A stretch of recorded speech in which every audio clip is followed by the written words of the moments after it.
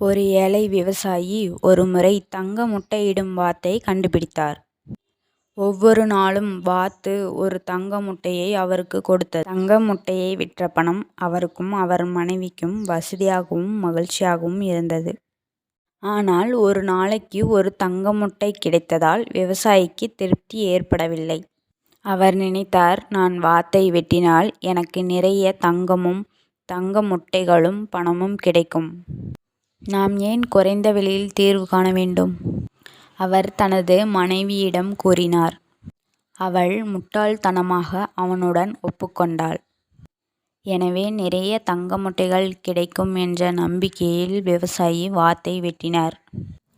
ஆனால் அவருக்கு கிடைத்தது நிறைய இரத்தமும் மற்றும் அவர் கையில் செத்த வாத்தும் தான் கிடைத்தது. விவசாயி தனது முட்டாள்தனமான தவறை உணர்ந்து அழுதார். ஆனால் தங்க முட்டையிட்ட வாத்து இறந்துவிட்டது. இந்த கதையிலிருந்து நாம் தெரிஞ்சுக்கிட்டது என்ன அப்படின்னா, எந்த செயலை செய்யறதுக்கு முன்னாடி சிந்தித்து செயல்படணும். ஸ்டோரி பிடிச்சிருந்தா லைக் பண்ணுங்கள், சப்ஸ்கிரைப் பண்ணுங்கள், மறக்காமல் பெல் ஐக்கானை கிளிக் பண்ணிடுங்க.